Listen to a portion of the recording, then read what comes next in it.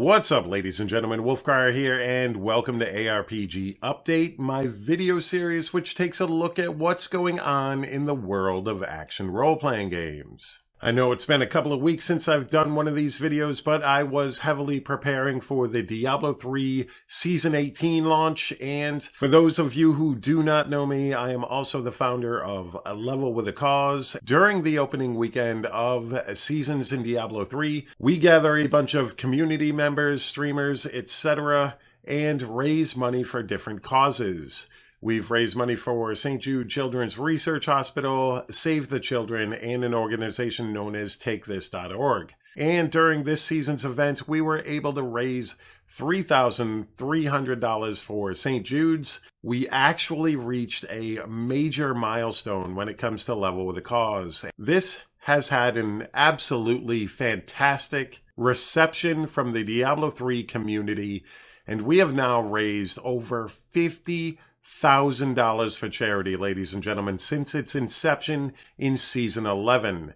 We've done 8 of these charity events. Overall, I think there have been around 70 streamers involved in Level with a Cause at one point or another. We do see a return of a ton of streamers each time we put this thing together.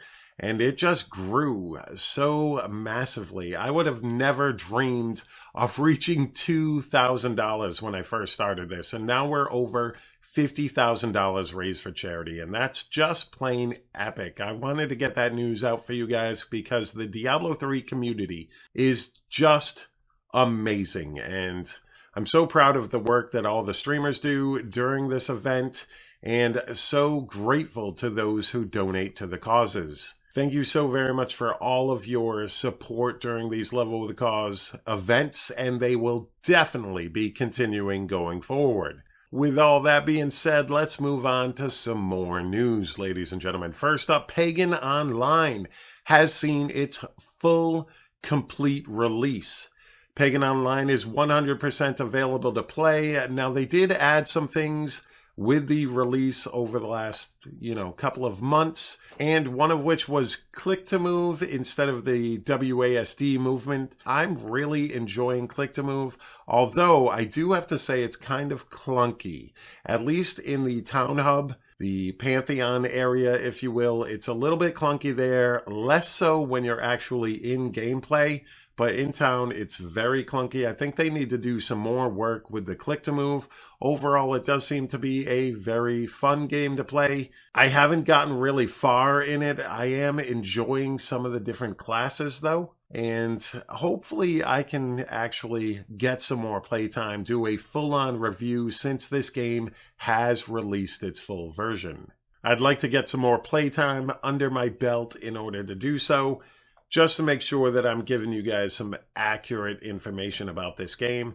I do like the look and feel of it, but I would consider it one of those Fortnites of the action role-playing genre. It's got that cartoony aspect to it, more so than Diablo 3.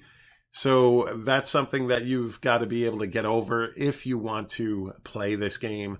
Overall, I think it's looking very good. They've been doing a ton of work on this game over the last year or so since I first became aware of it, and it's already fully released. Another game that has been undergoing a lot of transformations is Wolcen Lords of Mayhem, and they have actually announced the release date of the full game. Now, they are currently working on Content Patch 2 for the game, and this will be available late September, early October, but they actually have a release date scheduled for the full release of this game, and that will be in January of 2020, so next year. They have been pushing this game really far as the new updates to the game. I think that they are progressing at a much faster pace than they used to be, but I do still worry that they are going to be unable to keep these dates. We'll have to wait and see and watch this one very closely. The release of this game will include 3 acts of an epic and immersive campaign that will continue for years. That is what they put in their own words. And there will be a new endgame storyline tied to the campaign, multiplayer and cooperative content, character levels up to 90, 40 skills, including summoning skills. It would be good to see some summoning skills in this game, some type of necromancer, if you will, with 12 to 16 modifiers per each individual skill. I do like the way that Wolcen Lords of Mayhem does their skill setup, where you can assign certain amount of points that change the way each skill works. And this can lead to varying builds for the most part. I do think that overall the game is going to need more skills as it progresses, but there will also be 4 apocalyptic forms with their dedicated skills and attacks. Now, I was expecting a lot more apocalyptic forms when this game releases. We haven't seen much on the apocalyptic form system, if you will, and that is one thing that was touted in this game to be a major part of this game, a major part of the end game for Wolcen. I would like to see some more developed as this game's progress continues, so hopefully that is not the end. I was kind of hoping for an apocalyptic form for pretty much every skill in the game, or at least every character type that you would build into. And we're going to have to wait and see how that works, because this is shaping up to be a little bit different than I expected it to be. I kind of thought that as you build your character, depending on the skills and that sort of thing, that it would create this new form that would allow you to engage using those abilities. But that currently doesn't seem to be the case, but we're going to have to wait and see once apocalyptic form enters the actual game. There will be crafting pets, character customization, including a new female character model, and 10 tiers of armor, special armors, and very cool uniques, and some armor skin transfer and tinting. So I'm guessing the ability to dye your armor and that sort of thing. So overall, things are looking like they are progressing really well for Wolcen. But I was also kind of expecting more than 3 acts when this thing finally launches.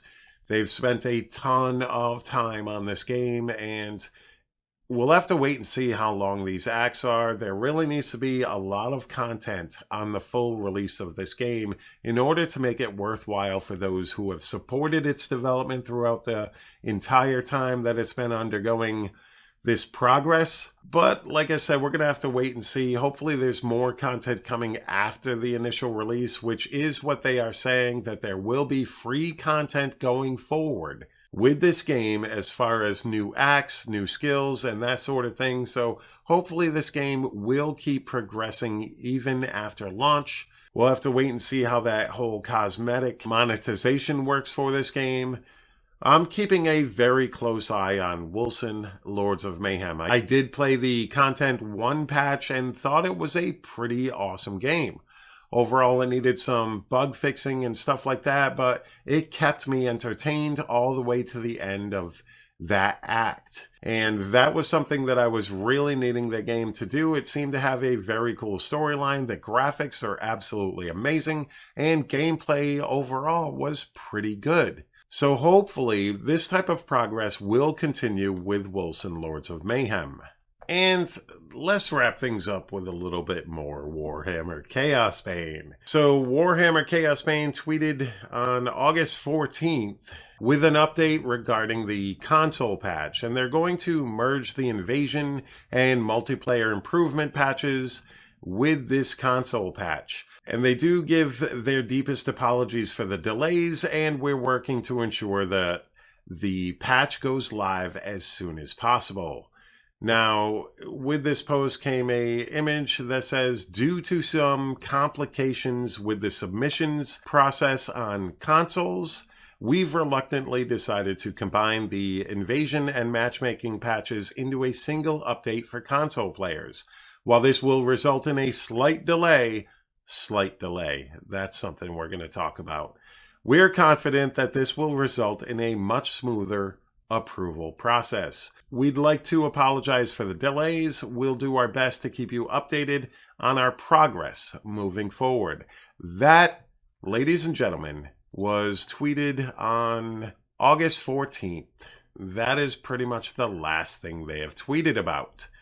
No update to the console patch version for those players who bought this $50 game, most likely also, like myself, purchased the $20 seasonal pass, which still no news on seasonal pass content. And nothing is coming for consoles currently, and they are doing an absolutely horrendous job communicating with their player base. I have never actually in my life seen such a poor attempt at communication. This is a company, mind you, by the way, that fed into that whole Diablo Immortal, hey, we'll never be on mobile devices, that sort of thing. This is somebody who spent their time making fun of Blizzard for announcing a mobile game. Now, like that announcement or not by Blizzard, I mean, this is a company that actually used some of their time stating that this would never come to mobile. But the problem is it is not coming to console either, at least none of these updates. And in addition to this, the content that's already there isn't much. It's not much there. There's nothing to this game. So you spent some time making fun of a bigger company, a company that is actually better at creating games, and yet you've still managed to not be able to communicate with your player base regarding the console patch. You have released a patch recently which really nerfed loot in this game. And let's face it, in action role-playing games, loot is king in a game that you need loot in order to progress. I guess this was their way of extending content, because content is a lot harder if you can't actually do it. I guess that will count as content, because now you have to actually play longer amongst those 4 repetitive acts, each with about 2 to 3 tile sets in each act. And so far, Chaosbane has proven to be something that I initially was super excited about and super impressed with their development, and it turned into something that I would not spend any money whatsoever on this game. This is just something that I'm continually going to bring up, I guess, because Chaosbane is just failing miserably over and over and over again. Without a full redesign of this game, or at least a few more acts, or taking each individual act that's in the game and adding, like, I don't know, 5 to 10 more tile sets and some more monsters into the game, it's going to be this repetitive thing. Once you get to the end of the game, you're pretty much going to run a few expeditions or something like that, and then you're going to realize that it never changes. At least in Diablo 3, you've got several tile sets during Greater Rifts, you've got bounties, all that type of stuff. And the content in Chaosbane is about 1/5, if not less than that, than Diablo 3. You'd be better off pretty much playing any other action role-playing game out there, whether that's Path of Exile, Diablo 1, Diablo 2, Diablo 3, Grim Dawn, any of the Torchlight series, any of anything that's out there. This is a $50 game that just pretty much fed off of people's desire for something new, something better than what was available.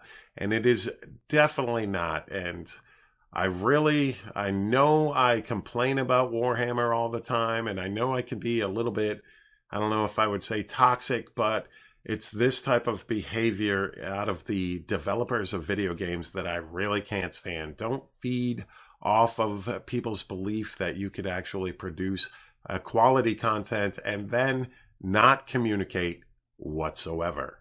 And until this actually happens, where they start communicating accurately and honestly with their player base and doing something to drastically improve this game, I would strongly recommend never purchasing this game. I was hoping throughout this year to actually be able to change my mind and do a re-review of this game, but it is still the same after all this time. There is nothing for that extra $20 that you paid for the seasonal pass, which really gets under my skin. $70 for a game that has the content of Act 1 of Diablo or the first act or 2 acts of Path of Exile is pretty crazy to spend your money on. Hopefully at some point this game company will change things around. I mean, they must have made a ton of money off this game, because people like me am not allowed to get a refund because I've played the game for so long trying to make videos and stuff like that. But unfortunately, it never panned out, which is why I still keep bringing this game up, is because I want to get my money back for all the money that I spent on this game that is absolute garbage. But the last thing we're going to talk about is Path of Exile's Blight. Now, Path of Exile has announced their new league, which is going to be called Blight, and this is going to be a tower defense game. This is something that has been done in previous Van Helsing aRPGs, and GGG has put their own spin on it. And it looks rather interesting, but it also looks to me like it would slow down the progress of this game. This game is a very fast-paced game. A lot of players play this game to do things as quick as possible. It does seem like the Blight mechanic is going to slow that down a bit once again, similar to how Bestiary slowed down the game, and I don't know how well that's going to be received, but I do think that the team over at Grinding Gear Games has realized its mistakes with Bestiary and Synthesis, and I think that they would make changes to be able to still allow people to move at a rather fast pace, or bump up the rewards to make it truly worth it to stop and do these encounters. With every league, they also announce new gems and skill updates and stuff like that. And it seems like the Necromancer is going to get a heavy rework, as is the poison skills and some mind skill updates. And overall, it looks like a very cool patch, very cool league to jump into. I personally think I'm going to go ahead and skip this league, mainly because I don't think it's something that will appeal to me. That, and I do want to accomplish my goals in this season of Diablo 3, Season 18. I am actually really enjoying this season, so I'm going to go ahead and play it out. I will probably give Blight a skip, but that's on me personally. I would say if you are a Path of Exile player, definitely check it out. See if it's to your liking before casting judgment on it, because Grinding Gear Games is one of those companies that does take feedback and try to produce something better with its game. But, alright ladies and gentlemen, thank you very much for taking the time out of your day to watch my video. I always greatly appreciate it. Don't forget to hit that like button, hit that subscribe button, help me reach 20,000 subscribers on YouTube. That would be absolutely epic. And don't forget to let me know down in that comment section down below whether or not you're playing this season of Diablo 3, whether or not you're going to jump into Blight when Path of Exile launches its new expansion league, and whether or not you are playing Pagan Online or looking forward to Wolcen Lords of Mayhem. Alright, once again, thank you all so very much, and you all have a fantastic day. Peace.